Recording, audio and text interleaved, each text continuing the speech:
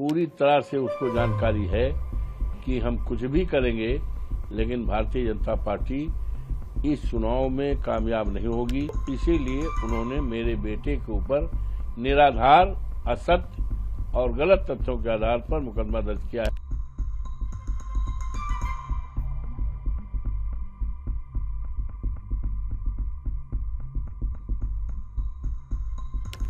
और गलत है।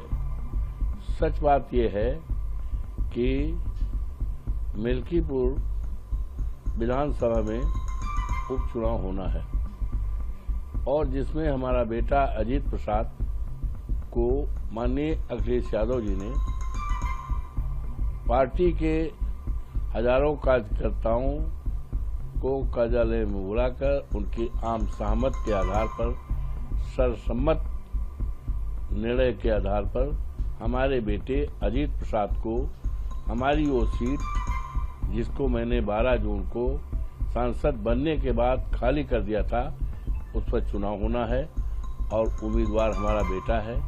भारतीय जनता पार्टी पूरी तरह से उसको जानकारी है कि हम कुछ भी करेंगे लेकिन भारतीय जनता पार्टी इस चुनाव में कामयाब नहीं होगी।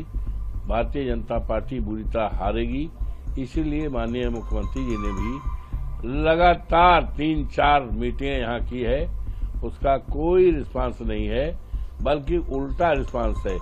1 महीना से 1 दर्जन के मंत्री लगाए गए हैं चुनाव प्रचार में, लेकिन किसी प्रकार का कोई रिस्पांस नहीं है। इनको इस बात की जानकारी है कि जिस तरह से अवधेश प्रसाद 54 फैजाबाद जनपद अयोध्या से लोकसभा सीट जीते हैं और जिसकी चर्चा केवल अयोध्या, फैजाबाद, उत्तर प्रदेश में और देश में नहीं सारी दुनिया में है, और जिस सीट के लिए भारतीय जनता पार्टी दम भरती थी, खम भरती थी कि हमको राम को लाए हैं और हमें कोई हटा नहीं पाएगा, और वो सीट जीत करके आज इसको, इसलिए भारतीय जनता पार्टी को पता है कि हम चुनाव बुरी तरह हारेंगे, तो इसीलिए उन्होंने मेरे बेटे के ऊपर निराधार, असत्य और गलत तथ्यों के आधार पर मुकदमा दर्ज किया है।